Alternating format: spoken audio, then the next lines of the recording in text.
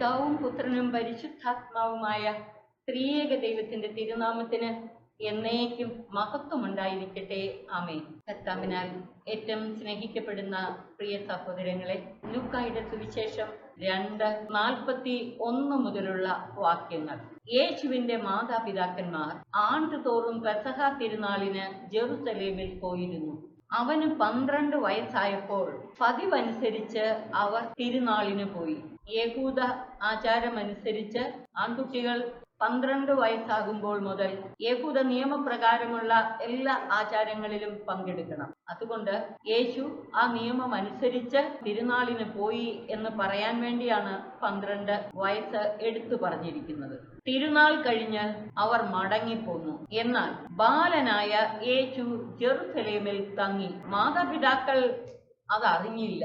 അവൻ യാത്രാ സംഘത്തിന്റെ കൂടെ കാണുമെന്ന് അവർ വിചാരിച്ചു. ഒരു ദിവസത്തെ വഴി പിന്നിട്ട് കഴിഞ്ഞപ്പോൾ 2-ാം ദിവസമാണ് അവൻ യാത്രാ സംഘത്തിന്റെ കൂടെ ഇല്ല എന്ന് തിരിച്ചറിയുന്നത്. ബന്ധുക്കളുടെയും പരിചയക്കാരുടെയും ഇടയിൽ അന്വേഷിച്ചിട്ടും കാണായികയാൽ യേശുവിനെ തിരക്കി അവർ ജെറുസലേമിലേക്ക് തിരിച്ചുപോയി.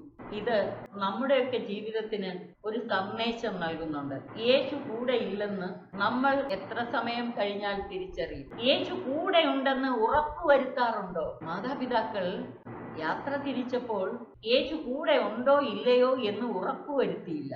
അവർ ധരിച്ചു യാത്രാ സംഘത്തിന്റെ കൂടെ അല്ലെങ്കിൽ ബന്ധുക്കളുടെ കൂടെ ഇല്ല എന്ന് തിരിച്ചറിയുന്നത്. യാത്ര ആരംഭിച്ചപ്പോഴേ ഉറപ്പുവരുത്തിയിരുന്നെങ്കിൽ അപ്പോൾ തിരിച്ചറിയാമായിരുന്നു. പിന്നെ തിരിച്ചു നടക്കേണ്ടി വരില്ല. അപ്പൊ ഇത് നമുക്കൊരു സന്ദേശം നൽകുകയാണ്. എന്ന് ഉറപ്പുവരുത്തണം. യേശു കൂടെ ഉണ്ടോ ഇല്ലയോ? യേശു കൂടെ ഇല്ലാതെ ഒരു ദിവസത്തെ യാത്ര പിന്നിടാൻ ഇടവരരുത്. യേശുവിന്റെ മാതാപിതാക്കൾ 3 ദിവസങ്ങൾക്ക് ശേഷം അവനെ ദേവാലയത്തിൽ കണ്ടെത്തി. ഇത് നമ്മുടെ ജീവിതത്തിൽ ഓർത്തോണം. അകലം വർദ്ധിക്കുന്തോറും, യേശു കൂടെ ഇല്ലാതെ അധിക സമയം യാത്ര ചെയ്യുന്തോറും അവനെ കണ്ടെത്താൻ പിന്നെ വൈകും. സമയം കൂടുതലെടുക്കും. അവന്റെ കൂടെ എത്തിച്ചേരാൻ ഏറെ വൈകും. അപ്പോൾ പിന്നെ മാസങ്ങളും വർഷങ്ങളും അവൻ കൂടെ ഇല്ലാതെ യാത്ര ചെയ്താലോ? പ്രിയമുള്ളവരെ, ഒരു നിമിഷം പോലും യേശു കൂടെ ഇല്ലാതെ ജീവിതയാത്ര മുന്നോട്ട് നയിക്കാൻ ഇടവരരുത്. ഇസ്രായേലിന്റെ ചരിത്രത്തിൽ നമ്മൾ കാണുന്നു, മേഘസ്തംഭം ഉയർന്ന് അത് മൂവ് ചെയ്യുന്നതനുസരിച്ച് ജനം യാത്ര ചെയ്തു. എപ്പോഴെങ്കിലും മേഘസ്തംഭം ഉയരുന്നതായിട്ടും അത് മുന്നോട്ട് പോകുന്നതായിട്ടും കാണുന്നില്ലെങ്കിൽ അവിടെ അവർ യാത്ര നിർത്തും. വീണ്ടും മേഘസ്തംഭം ഉയർന്ന് അത് മുന്നോട്ട് യാത്ര ചെയ്യുമ്പോൾ മാത്രം, അതിനനുസരിച്ച് മാത്രം ഇസ്രായേൽ ജനം അവരുടെ യാത്ര മുന്നോട്ട് നയിച്ചു. നമുക്കും അത് വലിയൊരു സന്ദേശമാണ് നൽകുന്നത്. ജീവിതയാത്രയിൽ ഓരോ നിമിഷവും കർത്താവ് കൂടെ ഉണ്ടെന്നുള്ളത് ഉറപ്പുവരുത്തണം. യേശു കൂടെ ഉണ്ടോ ഇല്ലയോ എന്നെങ്ങനെ ഉറപ്പുവരുത്താം? ഒന്നാമതായിട്ട്, എനിക്ക് എന്റെ കർത്താവിനോടുള്ള ബന്ധം, അങ്ങുമായുള്ള ആത്മമിത്ര ബന്ധം, ആ സഖിത്വം വിച്ഛേദിക്കപ്പെട്ടോ? അതുപോലെ ദൈവ സാന്നിധ്യത്തിലും സാമീപ്യത്തിലും അങ്ങുമായുള്ള സംസർഗത്തിലുമാണോ ഞാൻ കഴിയുന്നത്? ഈ സാന്നിധ്യവും സാമീപ്യവും അനുസ്മരിച്ച് അങ്ങയുമായുള്ള സംസർഗത്തിലല്ല എങ്കിൽ മനസ്സിലാക്കണം, നമ്മൾ യേശുവിൽ നിന്ന് അകലാൻ സാധ്യതയുണ്ട്. അതുകൊണ്ട് എപ്പോഴും ഉറപ്പുവരുത്തണം, അവന്റെ സാന്നിധ്യത്തിലും സാമീപ്യത്തിലും അവനുമായുള്ള സംസർഗത്തിലും അങ്ങുമായുള്ള ആത്മമിത്ര ബന്ധം, ആ സഖിത്വം, ഇതിലേതിനെങ്കിലുമൊക്കെ കുറവ് വന്നാൽ നമുക്ക് തിരിച്ചറിയാൻ പറ്റും. ശ്വാസ തടസ്സം വന്നാൽ തിരിച്ചറിയില്ലേ? തിരിച്ചറിയാൻ പറ്റത്തക്ക വിധം ഈ യാഥാർത്ഥ്യങ്ങൾ നമ്മൾ അനുഭവിച്ചറിഞ്ഞാലേ, കർത്താവുമായി ബന്ധത്തിൽ ഒരിക്കലും വളർന്നിട്ടില്ലാത്ത ആളിന് അത് തിരിച്ചറിയാൻ പറ്റില്ല. ദൈവ സാന്നിധ്യ സാമീപ്യ സംസർഗ അനുഭവത്തിലേക്ക് വളരാത്തവർക്ക് അതിൽ നിന്ന് അകലുമ്പോൾ തിരിച്ചറിയാനൊക്കില്ല. പക്ഷെ നിരന്തരം ദൈവ സംസർഗത്തിലായിരിക്കുന്നവർക്ക്, അങ്ങുമായുള്ള സഖിത്വത്തിൽ ആത്മബന്ധത്തിലായിരിക്കുന്നവർക്ക് അതിനല്പമെങ്കിലും കുറവ് വന്നാൽ ഉടനെ തിരിച്ചറിയാൻ പറ്റും. അതുകൊണ്ട് യേശുവുമായുള്ള ആത്മബന്ധം ആഴപ്പെടുത്തണം. ആത്മന അവനെ എപ്പോഴും കൺമുമ്പിൽ ദർശിക്കണം. നമ്മുടെ ദൃഷ്ടി അവനിൽ നിന്ന് അകലരുത്. കർത്താവുമായുള്ള ബന്ധം ഓരോ ദിവസവും നവീകരിക്കാൻ പരിശ്രമിച്ചുകൊണ്ടേയിരിക്കണം. അപ്പോൾ അല്പമെങ്കിലും വ്യതിയാനം വന്നാൽ നമുക്ക് പെട്ടെന്ന് തിരിച്ചറിയാൻ കഴിയും. അതിരാവിലെ ഉണരുമ്പോൾ തന്നെ കർത്താവിന്റെ കരങ്ങളിൽ നമ്മെ തന്നെ സമർപ്പിച്ചിട്ട്, കർത്താവേ, ഒരു പിഞ്ചു കുഞ്ഞിനെ താങ്ങുന്നത് പോലെ എന്നെ താങ്ങിക്കൊള്ളണമേ. ഞാൻ അകന്നു പോകാൻ ഇടയായാൽ ഉടനെ മുന്നറിയിപ്പ് തന്ന് എന്നെ തിരികെ കൊണ്ടുവരണം. ദിവസം അന്തിയുറങ്ങാൻ പോകുന്നതിന് മുമ്പ് ആത്മശോധന ചെയ്യണം. ഇന്ന് എപ്പോഴെങ്കിലും എൻ്റെ കർത്താവിനെ കൂടാതെ ഞാൻ വ്യാപരിച്ചോ? എവിടെയെങ്കിലും ഏതെങ്കിലും കാര്യത്തിൽ അവന്റെ തിരു സാന്നിധ്യത്തിൽ നിന്ന് ഞാൻ അകന്നു പോയോ? കുറവ് വന്നിട്ടുണ്ടെങ്കിൽ കർത്താവിനോട് മാപ്പപേക്ഷിച്ച് പിറ്റേ ദിവസം ആ കുറവ് നികത്താൻ ദൈവത്തോടു കൂടെ ദൈവമഹത്വത്തിനു വേണ്ടി ജീവിക്കാൻ അവനുമായുള്ള ഗാഢ ഐക്യത്തിലായിരിക്കണം. ഈ ദൈവവുമായുള്ള ഐക്യത്തിലെത്തിയാൽ നമുക്ക് പെട്ടെന്ന് തിരിച്ചറിയാം അവനിൽ നിന്ന് അകലുന്നത്. 3 ദിവസങ്ങൾക്ക് ശേഷം അവർ യേശുവിനെ ദേവാലയത്തിൽ കണ്ടുമുട്ടിയപ്പോൾ അവർ വിസ്മയിച്ചു. അവനെ കണ്ടപ്പോൾ മാതാപിതാക്കൾ വിസ്മയിച്ചു. 48-ാം വാക്യം. അവന്റെ അമ്മ അവനോട് പറഞ്ഞു, മകനെ, നീ ഞങ്ങളോട് ഇങ്ങനെ ചെയ്തതെന്ത്? നിന്റെ പിതാവും ഞാനും ഉത്കണ്ഠയോടെ നിന്നെ അന്വേഷിക്കുകയായിരുന്നു. അവൻ അവരോട് ചോദിച്ചു, നിങ്ങൾ എന്തിനാണ് എന്നെ അന്വേഷിച്ചത്? നിങ്ങൾ എന്തിനാ എന്നെ അന്വേഷിച്ചതെന്ന് അപ്പനോടും അമ്മയോടുമാണ് ചോദിക്കുന്നത്. ഏതെങ്കിലും അപ്പനും അമ്മയും കുഞ്ഞിനെ കാണാതെ പോയാൽ അന്വേഷിക്കാതിരിക്കുമോ? ഞാൻ എൻ്റെ പിതാവിന്റെ കാര്യങ്ങളിൽ വ്യാപൃതനായിരിക്കേണ്ടതാണെന്ന് നിങ്ങൾ അറിയുന്നില്ലേ? യേശു പിതാവിന്റെ കാര്യങ്ങളിൽ വ്യാപൃതനാകേണ്ടതാണ്. പിതാവ് ചില കാര്യങ്ങൾ ഏൽപ്പിച്ചാണ് പുത്രനെ ഈ ലോകത്തിലേക്ക് അയച്ചേക്കുന്നത്. അപ്പൊ തീർച്ചയായിട്ടും പിതാവിന്റെ തിരുഹിതം പൂർത്തിയാക്കണം. അതുകൊണ്ടാണ് യേശു അമ്മയോട് ഇപ്രകാരം പറഞ്ഞത്, ഞാൻ എൻ്റെ പിതാവിന്റെ കാര്യങ്ങളിൽ വ്യാപൃതനായിരിക്കേണ്ടതാണെന്ന് നിങ്ങൾ അറിയുന്നില്ലേ? അവൻ തങ്ങളോട് പറഞ്ഞതെന്തെന്ന് അവർ ഗ്രഹിച്ചില്ല. 50-ാം വാക്യത്തിൽ പറയുന്നു, അവൻ തങ്ങളോട് പറഞ്ഞതെന്തെന്ന് അവർ ഗ്രഹിച്ചില്ല. 51-ാം വാക്യത്തിൽ പറയുന്നു, പിന്നെ അവൻ അവരോടൊപ്പം പുറപ്പെട്ട് നസറത്തിൽ വന്ന് അവർക്ക് വിധേയനായി ജീവിച്ചു. അവന്റെ അമ്മ ഇക്കാര്യങ്ങളെല്ലാം ഹൃദയത്തിൽ സംഗ്രഹിച്ചു.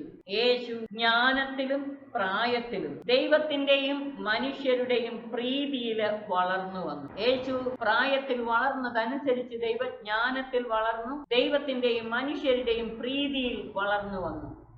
നമ്മൾ കഴിഞ്ഞ ക്ലാസ്സിൽ കണ്ടതാണ്, അവൻ കൃപ നിറഞ്ഞവനാണ്. ദൈവത്തിന്റെ കൃപ അവനോടൊപ്പം ഉണ്ടായിരുന്നു. ഇവിടെ കൃപയ്ക്ക് പകരം ഉപയോഗിച്ചിരിക്കുന്ന പദമാണ് പ്രീതി. ദൈവപ്രീതി കൃപയാണ്.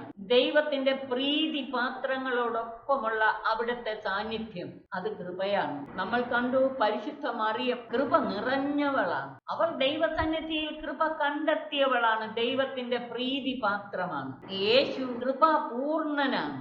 അവന്റെ കൃപയിൽ നിന്നാണ് നാം എല്ലാവരും കൃപയ്ക്കുമേൽ കൃപ സ്വീകരിക്കുന്നത്. 18-ാം സങ്കീർത്തനം 35-ാം വാക്യത്തിൽ നമ്മൾ വായിക്കുന്നു, അവിടുത്തെ വാത്സല്യം എന്നെ വലിയവനാക്കി. തന്റെ പ്രീതി പാത്രങ്ങളോടുള്ള ദൈവത്തിന്റെ ആ സ്നേഹ വാത്സല്യങ്ങൾ കൃപയാണ്. 2-ാം അധ്യായം ഇവിടെ പൂർത്തിയാക്കുകയാണ്. 2-ാം അധ്യായത്തിൽ നമ്മൾ മനസ്സിലാക്കിയത് യേശുവിന്റെ ജനനം, ആട്ടിടയന്മാർക്ക് ലഭിച്ച സന്ദേശം, അവർ കണ്ട കാര്യങ്ങൾ സകലരോടും പ്രകീർത്തിച്ച് ആ ദിവ്യ ശിശുവിനെ കുറിച്ചുള്ള അറിയിപ്പ് നൽകിയത്, മറിയം എല്ലാം ഹൃദയത്തിൽ സംഗ്രഹിച്ച് ഗാഢമായി ധ്യാനിച്ചത്, യേശുവിനെ ദേവാലയത്തിൽ സമർപ്പിക്കുവാൻ വന്നപ്പോൾ ശിമയോൻ യേശുവിനെ കൈകളിൽ എടുത്തുകൊണ്ട് ദൈവത്തെ പ്രകീർത്തിച്ചത്, അവൻ നോക്കിപ്പാർത്ത ഭാഗ്യം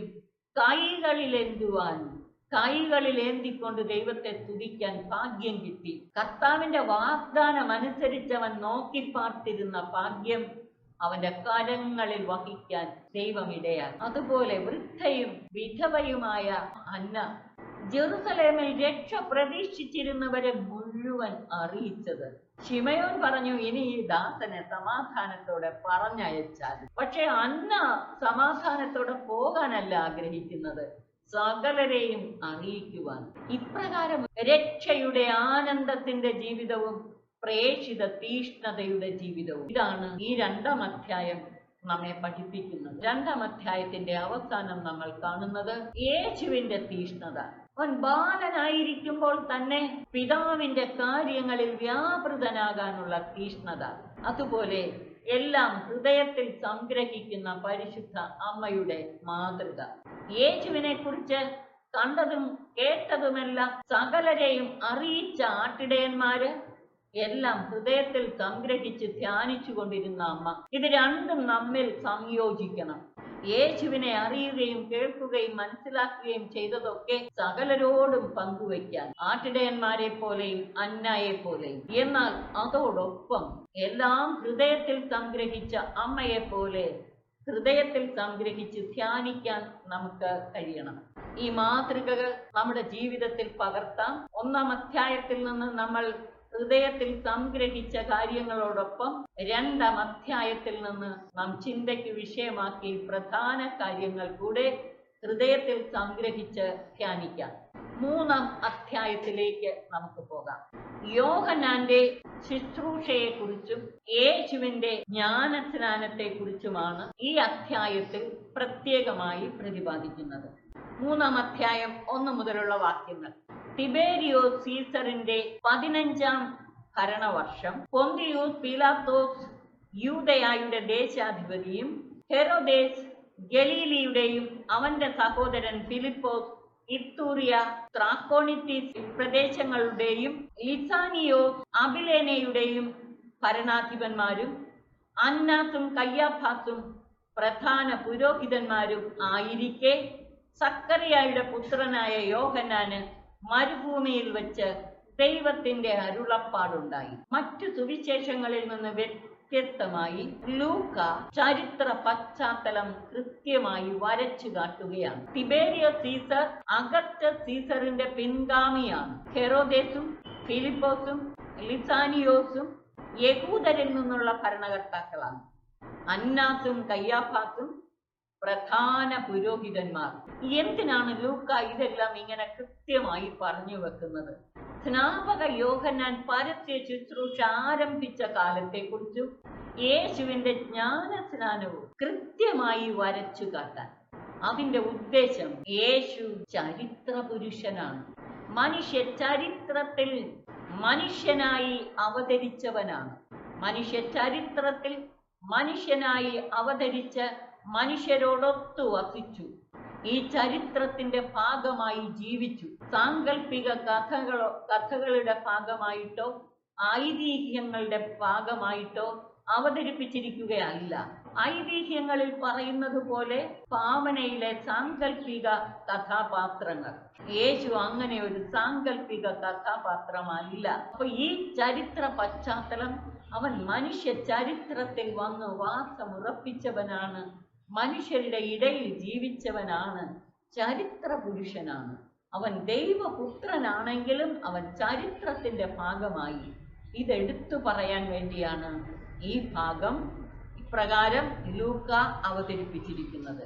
ചരിത്രപരതയ്ക്ക് ലൂക്ക പ്രത്യേക സ്ഥാനം കൊടുക്കുന്നുണ്ട്. അപ്പോൾ ഇപ്രകാരം ഈ ചരിത്ര പശ്ചാത്തലം ഒരുക്കിയതിന് ശേഷം പറയുന്നു, യോഹന്നാന് മരുഭൂമിയിൽ വെച്ച് ദൈവത്തിന്റെ അരുളപ്പാടുണ്ടായി. അവൻ മരുഭൂമിയിലായിരുന്നു എന്ന് നമ്മൾ കണ്ടു. നേരത്തെ വിജനസ്ഥലത്ത് ദൈവത്തോടൊത്തായിരുന്നു. അവിടെ വെച്ച് അവന് അരുളപ്പാടുണ്ടായി. The word of the Lord came to John the Baptist. സ്നാപക യോഹന്നാന്റെ പക്കലേക്ക് കർത്താവിന്റെ വചനം വന്നു. വചനം അവനെ സന്ദർശിച്ചു. അവന് അരുളപ്പാടുണ്ടായി. അരുളപ്പാടുണ്ടായത് അവന്റെ ദൗത്യത്തെ കുറിച്ചുള്ള അരുളപ്പാടായിരുന്നിരിക്കണം. കാരണം 3-ാം വാക്യത്തിൽ പറയുന്നു, അവൻ പാപമോചനത്തിനുള്ള മാനസാന്തരത്തിന്റെ ജ്ഞാനസ്നാനം പ്രസംഗിച്ചുകൊണ്ട് ജോർദാന്റെ സമീപ പ്രദേശങ്ങളിലേക്ക് വന്നു. അപ്പോ അരുളപ്പാടുണ്ടായതനുസരിച്ച് ദൈവത്തിന്റെ സ്വരം തിരിച്ചറിഞ്ഞ്, ദൈവ തിരുമനസ് തിരിച്ചറിഞ്ഞ് അവൻ പാപമോചനത്തിനുള്ള മാനസാന്തരത്തിന്റെ ജ്ഞാനസ്നാനം പ്രസംഗിച്ചുകൊണ്ട് ജോർദാന്റെ സമീപ പ്രദേശങ്ങളിലേക്ക് വന്നു. യെശയ്യാ പ്രവാചകന്റെ പുസ്തകത്തിൽ എഴുതപ്പെട്ടിരിക്കുന്നത് പോലെ മരുഭൂമിയിൽ വിളിച്ചു പറയുന്നവന്റെ ശബ്ദം. കർത്താവിന് വഴിയൊരുക്കുവിൻ, അവന്റെ പാത നേരെയാക്കും. താഴ്വരകൾ നികത്തപ്പെടും, കുന്നും മലയും നിരത്തപ്പെടും. വളഞ്ഞ വഴികൾ നേരെയാക്കപ്പെടും, പരുപരുത്തവ മൃദുവാക്കപ്പെടും. സകല മനുഷ്യരും ദൈവത്തിന്റെ രക്ഷ കാണുകയും ചെയ്യും. ഇവിടെ യെശയ്യാ 40:3 മുതൽ 5 വരെയുള്ള വാക്യങ്ങളിൽ പറഞ്ഞതുപോലെ മരുഭൂമിയിൽ വിളിച്ചു പറയുന്നവന്റെ ശബ്ദം. നമ്മൾ മാത്യു, മാർക്ക് ഈ 2 സുവിശേഷങ്ങളും പഠന വിഷയമാക്കിയപ്പോൾ അതിനെക്കുറിച്ച് ചിന്തിച്ചതാണ്. അപ്പോൾ ഇവിടെ പ്രത്യേകിച്ച് വിശദീകരണത്തിന്റെ ആവശ്യമില്ല.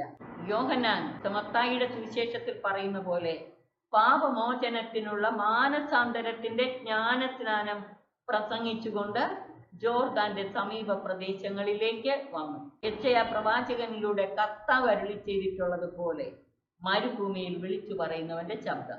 എന്താണ് സ്നാപക യോഹന്നാന്റെ ദൗത്യം? അവനുണ്ടായ അരുളപ്പാടനുസരിച്ച് അവന്റെ ദൗത്യം ഇപ്രകാരമാണ്: കർത്താവിന്റെ വഴിയൊരുക്കുവിൻ എന്ന് മത്തായി എഴുതിയ സുവിശേഷത്തിലും മർക്കോസിന്റെ സുവിശേഷത്തിലും പറഞ്ഞതാണ്. പക്ഷെ ഇവിടെ ലൂക്കായിൽ കൂടുതൽ വ്യക്തമായ വിശദീകരണം കാണുന്നു. എങ്ങനെയാണ് വഴിയൊരുക്കേണ്ടത്? അവന്റെ പാത നേരെയാക്കണം. എങ്ങനെയാണ് പാത നേരെയാക്കേണ്ടത്? താഴ്വരകൾ കുന്നും മലയും നിരത്തപ്പെടും, വളഞ്ഞ വഴികൾ നേരെയാക്കപ്പെടും, പരുപരുത്തവ മൃദുവാക്കപ്പെടുമെന്ന് പറഞ്ഞേക്കുന്നത് യേശുവിൽ വിശ്വസിക്കാതെ ഹൃദയം കഠിനമാക്കിയവരുടെ ഹൃദയങ്ങളെയാണ്. യേശുവിൽ വിശ്വസിക്കാതെ കഠിനമാക്കിയവരുടെ ഹൃദയങ്ങൾ ദൈവം ശുദ്ധമാക്കും എന്ന് വെച്ചാൽ അതിനെ മൃദുലപ്പെടുത്തും. താഴ്വരകൾ നികത്തപ്പെടും, വളഞ്ഞ വഴികൾ നേരെയാക്കും, കുന്നും മലയും നികത്തപ്പെടും എന്ന് പറഞ്ഞാൽ യേശുവിലൂടെയുള്ള രക്ഷയുടെ സുവിശേഷം, ദിവ്യ സന്ദേശം സ്വീകരിക്കാൻ തക്ക വിധം മനുഷ്യ ഹൃദയങ്ങളെ ഒരുക്കപ്പെടുമെന്ന്.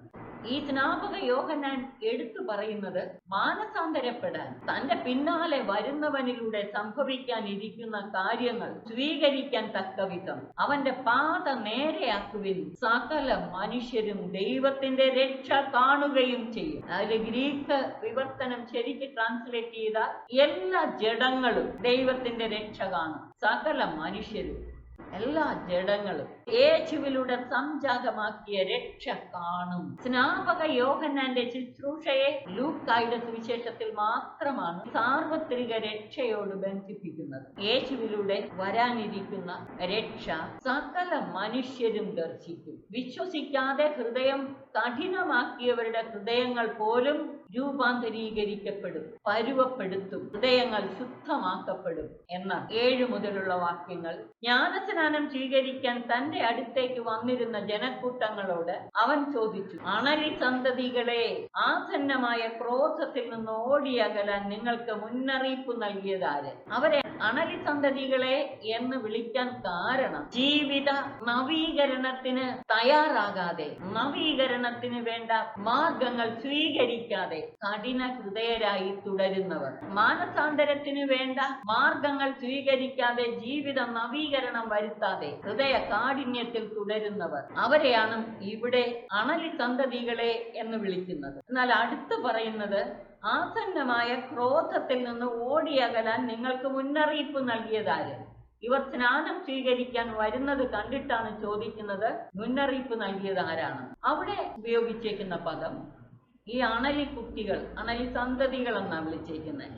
അണലിക്കുട്ടികള് കാട്ടുതീ ഉണ്ടാകുമ്പോൾ, കാട്ടുതീ വരുമ്പോൾ ഞൊടിയിട കൊണ്ട് അവ ഓടി അകന്നിരിക്കും. കാട്ടുതീയിൽ അകപ്പെടാതിരിക്കാൻ ആരും മുന്നറിയിപ്പൊന്നും കൊടുക്കണ്ട. കാട്ടുതീ ഉണ്ടാകുമ്പോൾ ഇവരറിയും. അവർ ഞൊടിയിട കൊണ്ട് പറന്നകലുന്ന പോലെ ഓടി അകലും. അതാണ് ഇവിടെ ചോദിക്കുന്നത്.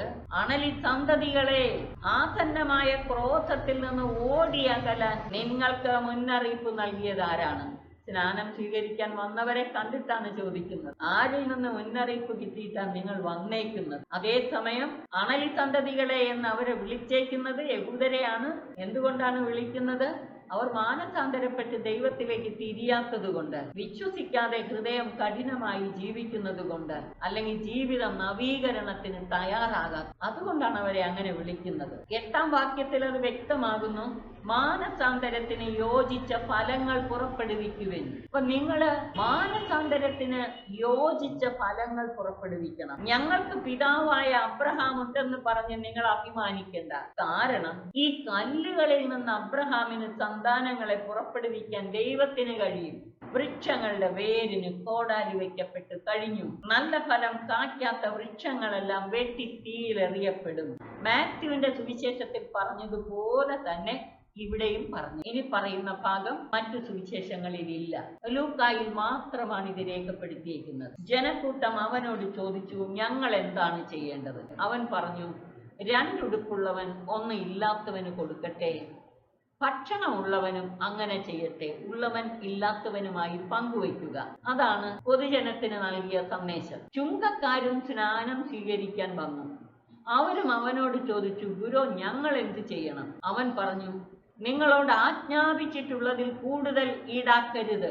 ചുങ്കക്കാര് സാധാരണ സർക്കാർ ചുമത്തുന്ന നികുതിക്ക് പുറമെ അധിക തുക നികുതിയായിട്ട് പിരിച്ചിട്ട് സർക്കാരിന് കൊടുത്തിട്ട് ബാക്കി അവരുടെ കീശയിലിടും. അതുകൊണ്ടാണ് പറയുന്നത്, നിങ്ങളോട് ആജ്ഞാപിച്ചിട്ടുള്ളതിൽ കൂടുതൽ ഈടാക്കരുത്. 14-ാം വാക്യം, പടയാളികളും അവനോട് ചോദിച്ചു, ഞങ്ങൾ എന്ത് ചെയ്യണം? അവൻ അവരോട് പറഞ്ഞു, നിങ്ങൾ ആരെയും ഭീഷണിപ്പെടുത്തരുത്, വ്യാജമായ കുറ്റാരോപണവും അരുത്, വേതനം കൊണ്ട് തൃപ്തിപ്പെടണം, കൈക്കൂലി വാങ്ങരുത്. അതാണ് വേതനം കൊണ്ട് തൃപ്തിപ്പെടണമെന്ന് പറഞ്ഞതിന്റെ അർത്ഥം. ഇതാണ് അവർ ചെയ്യേണ്ട കാര്യം. ഇപ്പൊ ഓരോരുത്തർക്കും അവരവരുടെ ജീവിതാന്തസ്സിനനുസരിച്ച മാർഗനിർദ്ദേശമാണ് സ്നാപക യോഹന്നാൻ നൽകുന്നത്.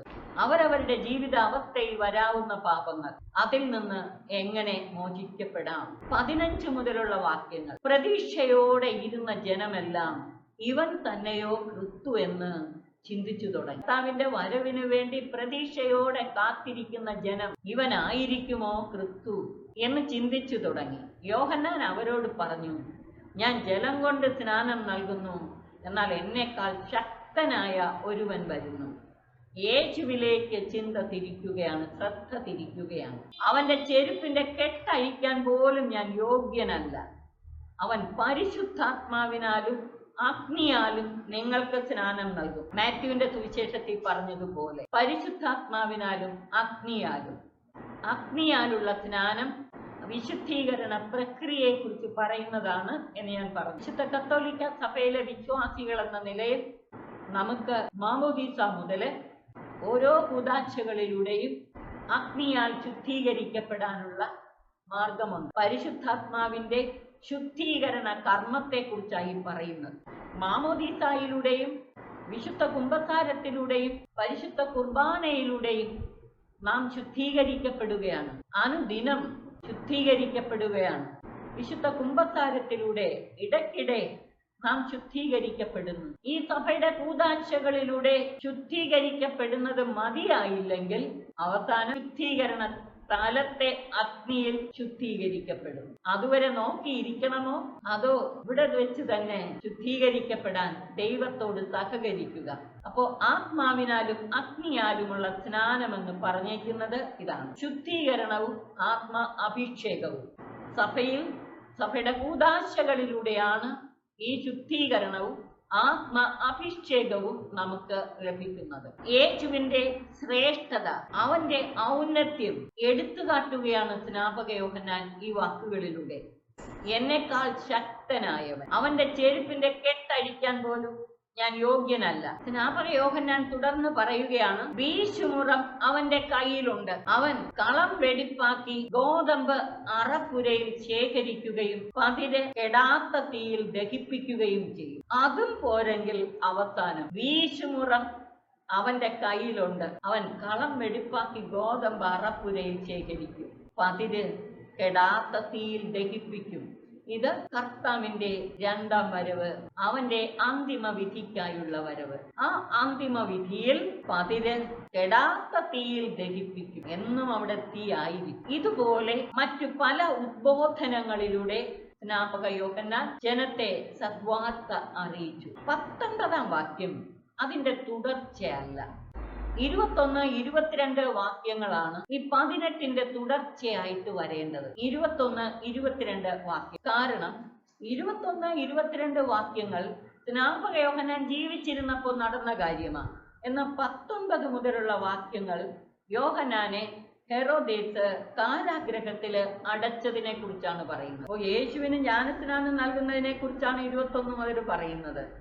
അപ്പൊ തീർച്ചയായിട്ടും 18 കഴിഞ്ഞ് 21 വരണം. 19, 20 വാക്യങ്ങൾ ഇതിനിടയിൽ വെച്ചേക്കുന്നത് അവസാനം എടുത്തിടണം. നമുക്ക് ആ ക്രമത്തിൽ തന്നെ പഠിക്കാൻ ശ്രമിക്കാം. ജനം സ്നാനം സ്വീകരിച്ചു കൊണ്ടിരിക്കുമ്പോൾ യേശുവും വന്ന് സ്നാനമേറ്റു. മാത്യുവിന്റെ സുവിശേഷത്തിൽ സ്നാപക യോഹന്നാൻ പറയുന്നു, നിന്നിൽ നിന്ന് ഞാൻ സ്നാനം സ്വീകരിക്കാനിരിക്കെ നീ എന്റെ പക്കലേക്ക് വരുന്നോ എന്ന്. ഇവിടെ ലൂക്കായുടെ സുവിശേഷത്തിൽ യാതൊരു ഒബ്ജക്ഷനും പറഞ്ഞിട്ടില്ല. അങ്ങനെ ജനം സ്നാനം സ്വീകരിച്ചു കൊണ്ടിരുന്നപ്പോൾ യേശുവും വന്ന് സ്നാനമേറ്റു. അവൻ പ്രാർത്ഥിച്ചു കൊണ്ടിരിക്കുമ്പോൾ സ്വർഗം തുറക്കപ്പെട്ടു. സ്നാനം സ്വീകരിച്ച് കരയിലേക്ക് കയറിയപ്പോൾ സ്വർഗം തുറക്കപ്പെട്ടെന്നാണ് മാത്യു, മാർക്കും ഒക്കെ പറയുന്നത്. പക്ഷെ ലൂക്ക് പറയുന്നത് സ്നാനം സ്വീകരിച്ചു കഴിഞ്ഞ് യേശു പ്രാർത്ഥിച്ചു കൊണ്ടിരിക്കുമ്പോഴാണ് പരിശുദ്ധാത്മാവ് പ്രാവിന്റെ രൂപത്തിൽ അവന്റെ മേൽ ഇറങ്ങി വന്നു. സ്വർഗത്തിൽ നിന്നൊരു സ്വരവും ഉണ്ടായി, നീ എന്റെ പ്രിയപുത്രൻ, നിന്നിൽ ഞാൻ പ്രസാദിച്ചിരിക്കുന്നു.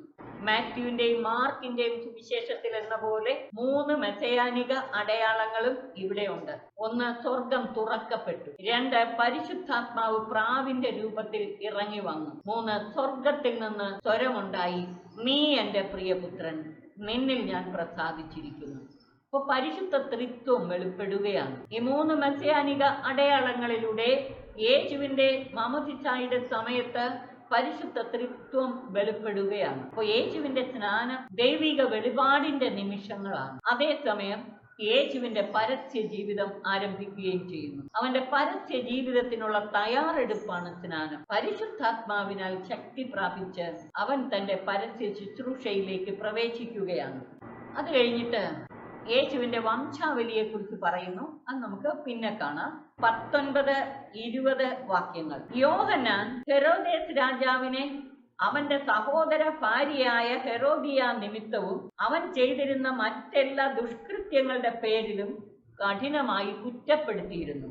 തന്റെ പക്കലേക്ക് സ്നാനം സ്വീകരിക്കാൻ വരുന്നവർക്ക് കൊടുക്കുന്ന പ്രബോധനങ്ങൾ മാത്രമല്ല, ഹെരോദേസ് രാജാവിനെ പോലും കുറ്റപ്പെടുത്താൻ, ശരിയായ മാർഗം തുറന്നു കാട്ടാൻ സ്നാപക യോഹന്നാൻ മടിച്ചില്ല, ഭയപ്പെട്ടില്ല. ധൈര്യത്തോടെ രാജാവിനെ പല കാര്യങ്ങൾ, 1, അവന്റെ സഹോദര ഭാര്യയായ ഹെരോദിയ നിമിത്തം. 2, ലൂക്കായുടെ സുവിശേഷത്തിലെ ഈ വിവരണങ്ങളിലൂടെ ഹെരോദേസ് പല ദുഷ്കൃത്യങ്ങളും ചെയ്തിരുന്നു. ഇവയെ പ്രതി സ്നാപക യോഹന്നാൻ ഹെരോദേസിനെ കുറ്റപ്പെടുത്തി. അതുകൊണ്ട് ഹെരോദേസ് യോഹന്നാനെ കാരാഗ്രഹത്തിൽ അടച്ചു. അങ്ങനെ നീതിമാനെ കാരാഗ്രഹത്തിൽ അടയ്ക്കുക വഴി തന്റെ തിന്മകളുടെ എണ്ണം ഒന്നുകൂടെ വർദ്ധിപ്പിച്ചു. തുടർന്ന് യേശുവിന്റെ വംശാവലിയെ കുറിച്ചാണ് പറയുന്നത്. മാത്യുവിന്റെ സുവിശേഷത്തിൽ നൽകിയിട്ടുള്ള വംശാവലിയിൽ നിന്ന് വ്യത്യസ്തമായിട്ടുള്ള ഒരു വംശാവലിയാണ് ലൂക്കായുടെ സുവിശേഷത്തിൽ നൽകുന്നത്. വംശാവലിയിൽ നൽകിയിട്ടുള്ള ഈ കുടുംബങ്ങളുടെ ലിസ്റ്റിനകത്തും പേരുകൾ ചേർക്കപ്പെട്ടിരിക്കുന്നതിനകത്തും വ്യത്യാസങ്ങളുണ്ട്. മാത്യുവിന്റെ സുവിശേഷത്തിൽ നിന്ന് വ്യത്യസ്തമായി ഇതിനകത്ത് ചില കാര്യങ്ങളുണ്ട്. നമ്മൾ അത് വിശദീകരിക്കേണ്ട കാര്യമില്ല.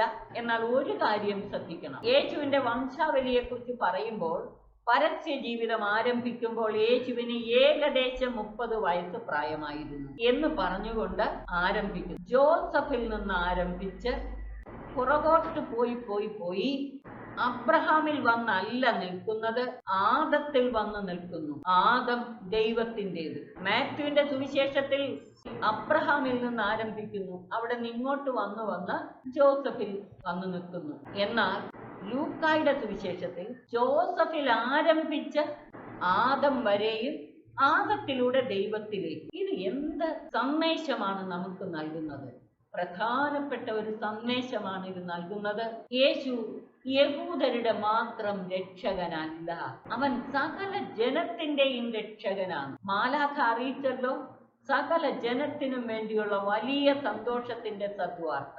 സകല ജനത്തെയും ഉൾപ്പെടുത്താൻ വേണ്ടിയാണ് ആദം വരെ പോയത്. ആദം ദൈവത്തിൻ്റെത്. ആദം മുതൽ സകല വംശങ്ങളുടെയും രക്ഷകനാണ് യേശു. അതെടുത്തു പറയാനാണ് ലൂക്കായുടെ സുവിശേഷത്തിലെ വംശാവലി ഇപ്രകാരം അവതരിപ്പിച്ചിരിക്കുന്നത്. 3-ാം അധ്യായം ഇവിടെ അവസാനിക്കുന്നു. 3-ാം അധ്യായത്തില് സ്നാപക യോഹന്നാന്റെ പ്രഭാഷണം. പ്രതീക്ഷയോടെ ഇരുന്ന ജനമെല്ലാം സ്നാപക യോഹന്നാൻ ഇവനായിരിക്കുമോ ക്രിസ്തു എന്ന് സംശയിച്ചു ചിന്തിച്ചു തുടങ്ങി എന്നത് വ്യത്യസ്തമാണ്. അതുപോലെ ചുങ്കക്കാർക്കും പാപികൾക്കും പടയാളികൾക്കും ഓരോരുത്തർക്കും അവരവരുടെ ജീവിത അന്തസ്സനുസരിച്ച് പാപപരിഹാരം നിർദ്ദേശിക്കുന്നുണ്ട്. സകല ജനവും യേശുവിലൂടെയുള്ള രക്ഷ ദർശിക്കുമെന്ന് സാർവത്രിക രക്ഷയെക്കുറിച്ച് പറഞ്ഞുകൊണ്ട് അവസാനിപ്പിച്ചു. ഒപ്പം യേശുവിന്റെ വംശാവലിയിലും സാർവത്രിക രക്ഷയാണ് ലൂക്കായുടെ ഉദ്ദേശമെന്ന് വളരെ വ്യക്തമാണ്. ലൂക്കായുടെ സുവിശേഷം 1 മുതൽ 3 വരെയുള്ള അധ്യായങ്ങൾ നമ്മൾ പൂർത്തിയാക്കിയതിൽ നൽകിയിട്ടുള്ള സന്ദേശങ്ങൾ നമുക്ക് ഹൃദയത്തിൽ സംഗ്രഹിച്ച് ധ്യാനിക്കാം. ലൂക്കായുടെ സുവിശേഷത്തിൽ എടുത്തു കാട്ടുന്ന മാതൃക വ്യക്തിത്വങ്ങൾ നമുക്ക് മാതൃകയാക്കാം, നമ്മുടെ ധ്യാനത്തിന് വിഷയമാക്കാം. സക്കറിയ, എലിസബത്ത്, മറിയം, ജോസഫ്, ആട്ടിടയന്മാർ, അന്ന, ശിമയോ, സ്നാപക, യോഹന്നാൻ, ഈ വ്യക്തിത്വങ്ങൾ നമ്മുടെ ജീവിതത്തിന് വഴികാട്ടികളാകട്ടെ. ഈ വ്യക്തിത്വങ്ങളുടെ മാതൃക നമുക്ക് അനുകരിക്കാം. അങ്ങനെ യേശുവിലൂടെയുള്ള രക്ഷ സകല ജനവും അനുഭവിക്കാൻ, സകലരെയും രക്ഷകനിലേക്ക് ആകർഷിച്ചടുപ്പിക്കുവാൻ നമ്മുടെയും ജീവിതങ്ങൾ ഹേതുവായി തീരട്ടെ. പിതാവിനും പുത്രനും പരിശുദ്ധാത്മാവിനും സ്തുതി, ആദിമുതൽ എന്നേക്കും ആമേൻ.